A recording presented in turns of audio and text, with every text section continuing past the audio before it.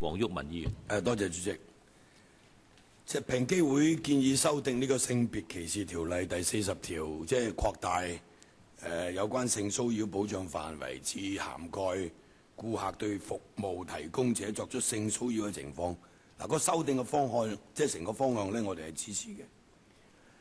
咁啊，呢個條例即係話相關，即係呢個性別歧視條例實施已經即係10幾20年啦。咁即係你基本上就應該係要全面檢討啊。就唔係對嗰個條例本身嗰個小修小補。譬如我舉一個好簡單嘅例，喺呢個第2括弧5條有關性騷擾嘅定義呢，佢只係涵蓋女性所受嘅待遇，但係第2括弧8條呢，又規定喺羅馬字第3、第4部中，凡係有提述性騷擾嘅條文呢，佢同樣適用於男性。咁點解你唔乾脆喺第2括弧5條直接就定明呢？係咪？呢個係一個問題啦，係咪？咁另外咧就係話，除咗平機會建議對第40條嘅修訂，咁條例就性騷擾嘅定義咧，亦都可能追唔上時代嘅步伐。即係新近有一個終審法院嘅案例嘅，大家都好，即係都可能會知道啦，就係嗰個 W 訴呢個婚姻登記官嗰一件案，變性人嘅性別嘅法律地位。即係已經獲得呢個終審法院嘅確認嘅。咁喺我哋而家呢個所謂條例底下咧，咁佢係屬於男性定係女性咧？係咪？佢哋係咪可以同一般人咁樣得到即係保障咧？或者喺呢個所謂性別歧視條例裏邊係咪同樣咧？係咪？嗱，澳洲最近就即係宣布7月1號開始就以 X 性別嚟代表第三性，並且給予法律保障。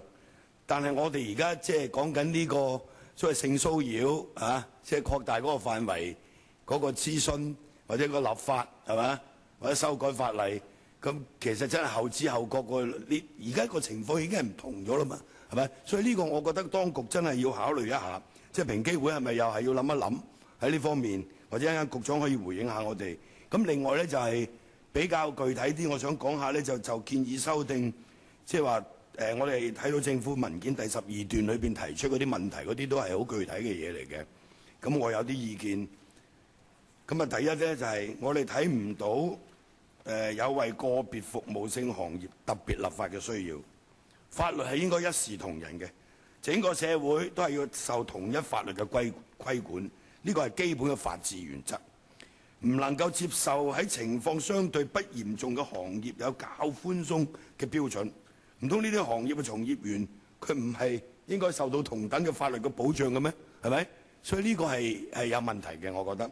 第二，支持加強宣傳同埋公眾教育，藉以消除尋求或接受貨品、設施或服務嘅過程中出現嘅性騷擾。嗱，呢個其實喺法例建議修訂前呢已經係可以做嘅，即係。第三咧就係至於擴大嗰個保障範圍係咪同時應該包含條例第2括弧5條細 A 括弧細 A 同埋括弧細 B 條所規定嘅性騷擾情況咧？即係我認為咧，即係既然當局提出咁嘅疑問，當局就更加應該明確話俾委員會即係聽究竟存在啲咩隱憂喺度。嗱，第2括弧5條咧係性騷擾嘅基本定義。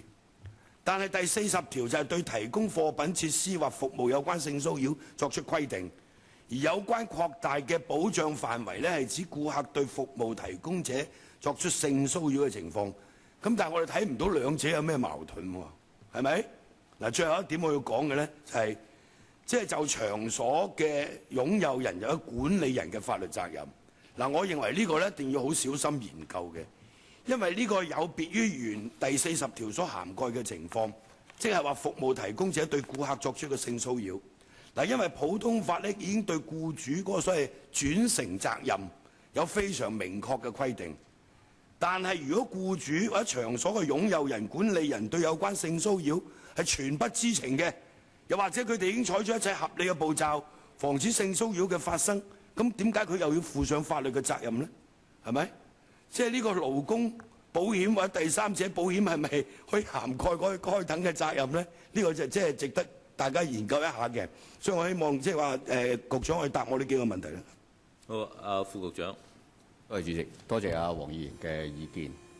其實咧，黃議員咧就正話剛才就翻文件嘅12段咧提嗰幾個問題咧，正正係好重要咧。我哋喺再進一步，甚至咧係提交法例之前，我哋係要考慮清楚。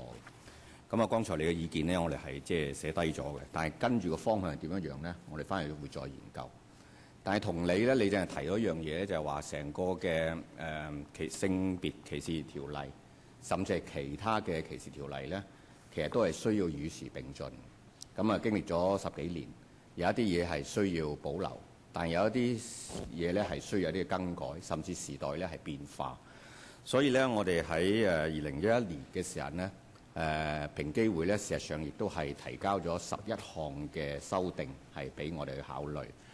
事實上，我哋係有一項咧係已經係修訂咗，另外有5項咧，我哋即將會喺今年嘅年底咧係會提交嚟立法會咧。係進行呢個嘅即係修訂。有一啲另外一啲咧係會再繼續係再觸及咧係同其他部門咧係會再商討嘅。咁至於而家我哋係即將想再進一步係去探討嘅對於呢個性騷擾嗰個範圍係去擴大咧，正正就係我哋今日咧係希望咧係再聽多啲議員嘅意見嘅。咁呢個咧係符合到咧黃議員所講咧，我哋希望與時並進咁嘅一個嘅方向。